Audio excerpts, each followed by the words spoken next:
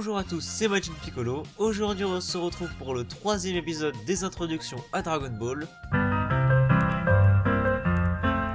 dans laquelle je vais parler de la hiérarchie des dieux. On va faire des moins importants aux plus importants. On commence par... Ils ont pas vraiment de nom, donc on va les appeler les dieux normaux. On en connaît 3 en tout. Kami-sama, le doyen Namek et Dende. Ce sont des dieux qui sont chargés d'une seule planète. Il y en a sûrement pas sur toutes les planètes, mais sur la Terre et sur Namek, il y en a. On sait qu'ils ont une certaine place dans les hiérarchies, puisqu'ils sont en contact avec les Kaio. Qui sont les Kaio? On va le voir après. Ensuite, nous avons le dieu qui trie les âmes et qui décide s'ils vont en enfer ou au paradis. Dans l'univers 7, celui qu'on connaît, il s'appelle le roi Enma. Encore au-dessus, nous avons les Kaio, ce qui veut dire roi du monde. Dans Dragon Ball, c'est totalement débile, mais il y a 4 galaxies dans un univers. Chaque galaxie est donc dirigée par ces fameux Kaio. On sait pas vraiment ce qu'ils font, mais ils servent sûrement à quelque chose. Je pense qu'ils donnent les ordres aux dieux normaux pour gouverner leur galaxie correctement. Attendez, j'ai dit qu'ils étaient 4? Non, ils sont 5. Il y a le Dai Kaio, Dai qui signifie ici grand, et qui est un Kaio au-dessus des 4 autres, qui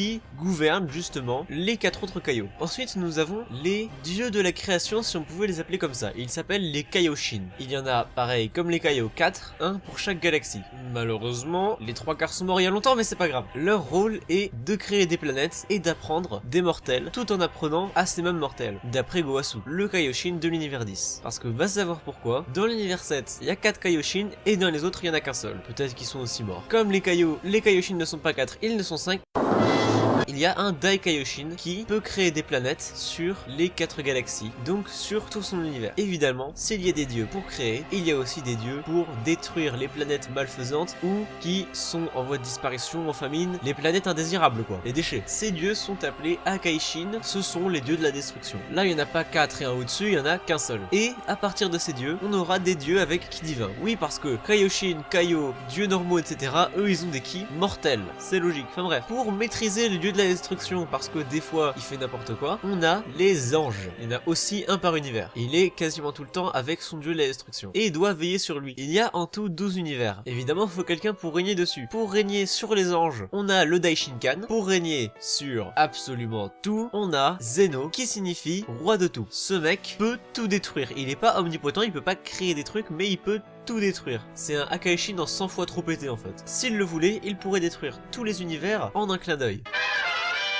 J'ai dit plutôt qu'il y avait 12 univers. Vous savez aussi peut-être qu'il y a des univers parallèles comme l'univers 6 et l'univers 7. En fait, tous les univers ont un univers parallèle. Par exemple, l'univers parallèle à l'univers 1 et l'univers 12. Pourquoi l'univers 12 et pourquoi pas l'univers 2? En fait, c'est parce que leur somme doit faire 13. Donc, l'univers 6 et 7 sont jumeaux. 6 plus 7, ça fait 13. Et c'est comme ça avec l'univers 10 et l'univers 3, l'univers 9 et l'univers 4, etc., etc. Dernière chose, les dieux de la destruction, donc Akaishin, et les dieux de la création, donc Kaioshin, sont liés par un pacte de sang. En gros, si l'un meurt, l'autre aussi. Et comme les Kaioshin sont beaucoup moins forts que les dieux de la destruction et qu'ils sont jamais ensemble, les Kaioshin sont une cible vulnérable entre guillemets pour un vilain qui voudrait tout détruire.